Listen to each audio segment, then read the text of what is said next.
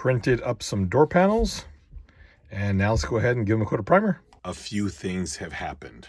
Door panels are done. So these are a resin print, and I'm not a massive fan of resin printers. The detail's outstanding, but the geometry is a little bit weird, a little tiny bit warped. It's gonna be fine for these.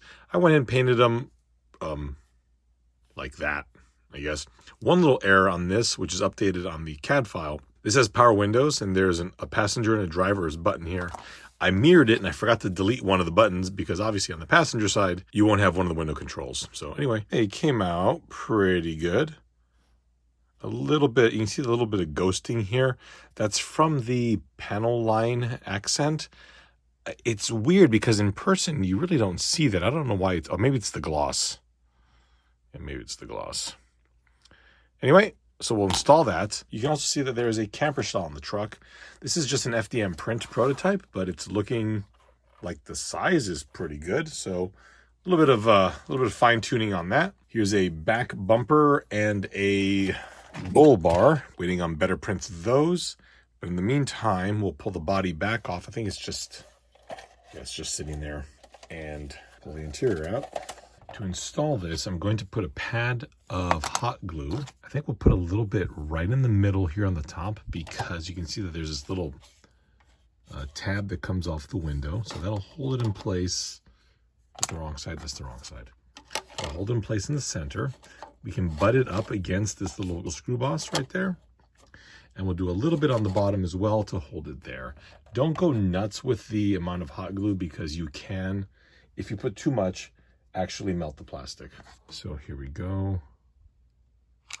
Probably about enough. And that should be okay with this. There we go. Nothing too extravagant about that installation there. The driver's side is in. And now we can put the interior in. So just a little heads up, I did not realize this, but there's about 1.5 millimeters of this corner right here that hits the dash. So in the production model, which will be available on Shapeways in my mini factory, that little top corner right there is notched back a little bit, which I'll do right now with a Dremel. Okay, made a tiny notch, which I didn't even mess up the paint. I'm blown away by that. We'll try putting the dash in again. And that's all it took.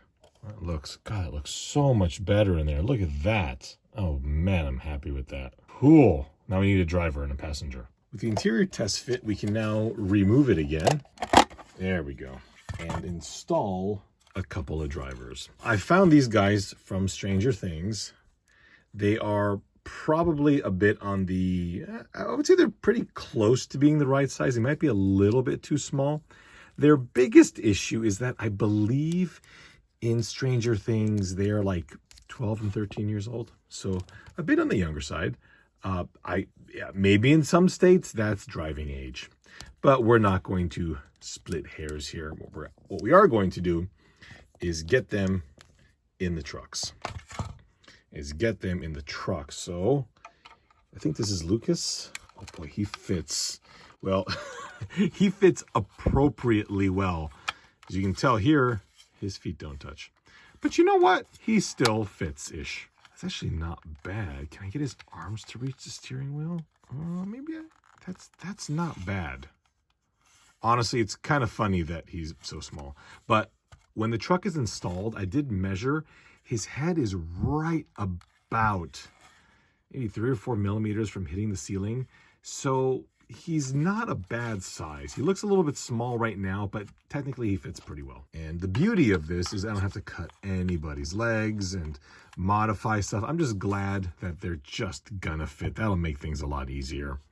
So we'll start. Mike, is this Mikey? Mike? This is actually the least damage I've ever done to a driver to get them in. Usually they are just torn to bits to get them to fit. Okay, we have him looking outside a little bit. Yep, oh God, his head looks broken. Same with him. It's on the bottom half here. We'll get him in there and drop down about there. Let's sand him back a little bit. And what I'll do here, instead of hot gluing the arm, I'll just actually put glue on it so it doesn't move. Oh God, he fell. How did he just fall over? Oh God. He wasn't cooled and I moved him over. Nice. Now, technically, if I was 14 years old, I'd also be driving a Toyota Hilux. Cool. Let me glue these guys a little bit. And, ooh, they actually came with backpacks. Can I, like, wedge a backpack right here? That's actually kind of cool, right? Because it'll hide the big gap between.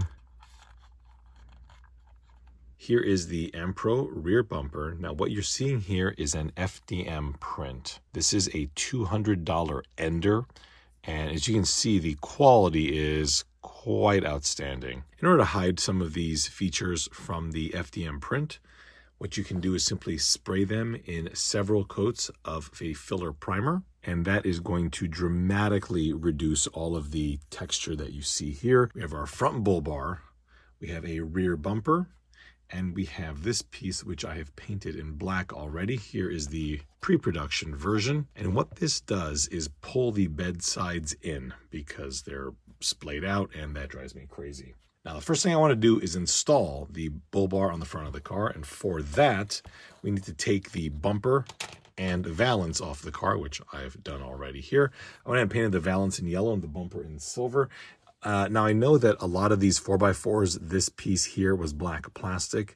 They did sell this truck later on in two-wheel drive with an all-chrome bumper. I don't know if it was available as a four-wheel drive, but I like the look of the all-chrome variant. Here is the bumper once I have chrome painted it, and you know, it looks pretty good. Areas that you can clearly tell are back here, but you're never going to see that. What you're going to see is that, and a little bit of a weird little shift in the print there. But I think overall they came out pretty good. So there's the rear bumper. Here is our bull bar. Looks pretty good. Could have come out a little better here, but I'm not that worried about it because I'm going to use the truck. And then, of course, as I showed a moment ago, the bedside retainer. To put this in, we have to slot this over the valance here initially, like that, and it'll pretty much stay in place. You'll flip the truck over, and down under here, you're going to use the original screws that it came with. Now, we have to put the frame back in order to do that, so let's get that first. Install this, we'll just kind of, and I suspect it's going to be a bit fiddly because it has to go through the chassis, the bumper, and then the bull bar.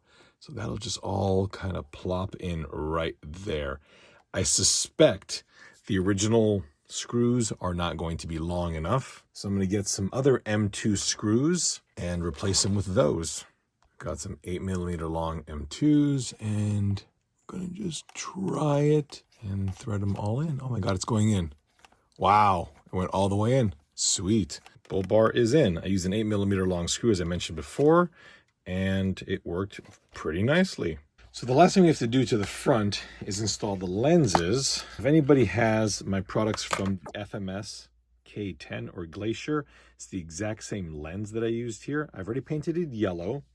What I'll do right now is put a bit of super glue just on here, kind of in that little depression right there. Slot in, make sure the KC is in the right orientation. That would be unfortunate.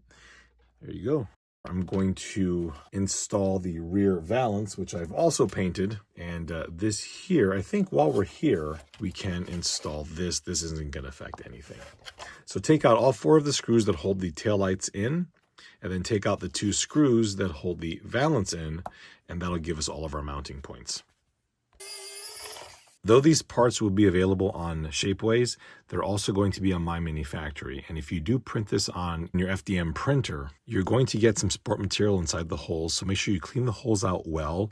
And then you may want to take a drill bit and just kind of ream them out a little bit, or even an X-Acto knife and just open them up, just because usually the support tends to cause some issues. So this is just going to drop in. You'll want the little tabs here outward, just like that. If you do have a power screwdriver like I do, you still want to start the screws with a hand screwdriver because you must back thread these. You don't want to start cutting in new threads. And there we go. So put all 4 of those in. Another side note, prior to installing this bracket, it'll pull the bed sides in. So make sure that your valance is in and make sure that your tailgate is in. I'm hoping that it helps the tailgate stay in a bit more, but we'll see. There's also 2 screws down here, that one and that one. Actually, technically it's all 4, but these also pull the bed sides in. Now to install the rear bumper. that's going to be pretty easy. It just screws in right here. Come on. There you go. Just shove that right there. And we'll use a couple of these here screws that came with the FMS. I'm using the ones that came with the running board here. If you don't have any, you can just use any self-tapping M2 screw. I wouldn't go any more than 5 millimeters or 6 millimeters. I should have used a couple of washers. Unfortunately, the screws that had were only 4 millimeters long, so they weren't long enough and I ran out. But anyway, I'll swap those out later on. But for the meantime, there we go. You'll also note that there is a 2 millimeter hole here for a Tamiya ball stud. That is a 2 millimeter shank. The hole, I think, is actually 1.75 in diameter. This really is not designed to tow anything, but it looks cool.